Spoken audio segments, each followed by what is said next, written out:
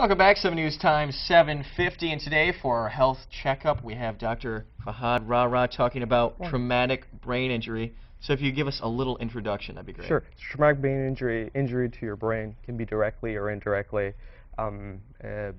trauma, whether sports injuries, explosions, being exposed to those, falls, getting into fights, violence, that kind of stuff.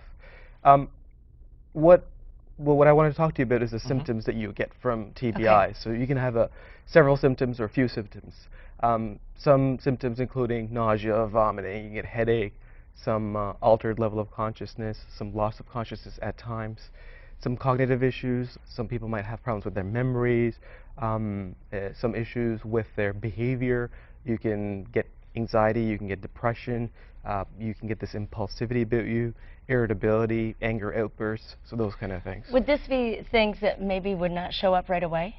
Yes, absolutely. So through time, all of a sudden this happens, you'd be like, maybe this is stemming from that incident? Some of the behavioral stuff, that's something that might show up a little later, but things like, the nausea, the headache, those are things you're actually looking out for. Okay. So not feeling like your normal self right when you first get hit in the head or there's some trauma to your head. And what's very important is to make sure you go see your physician, because passers-by or somebody who's just looking at you might not be able to pick it up, but you need to get examined, have a full examination done. They might do a little CT scan or an MRI of your head to make sure everything is okay. Things they'll be looking for is things like there might be some swelling in your brain or in the brain area, and that can be bad because it's compressing your brain. There might be some bleeds, so that's very important to look at, make sure it's not there, and get that taken care of if it is.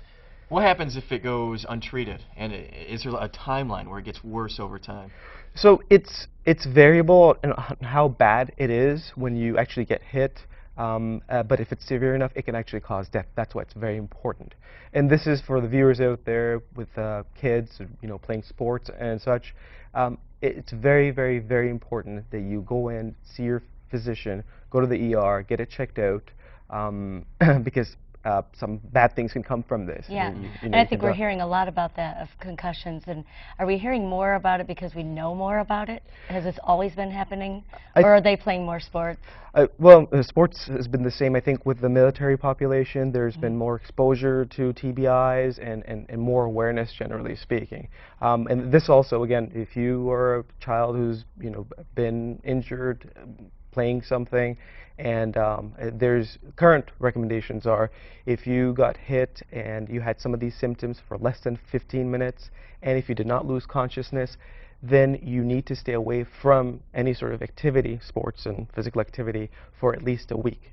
Now, if your symptoms, some of these symptoms, if you had them longer than 15 minutes, or if you had any loss of consciousness, then you need to be away from sports for a little longer. But you need to speak to your doctor. And definitely see a doctor. Absolutely, yes. Absolutely. Okay, thank you very much for coming in this morning. Thank you. Very informational. And again, Dr. Fahd Rawra from Samaritan, and we'll be right back.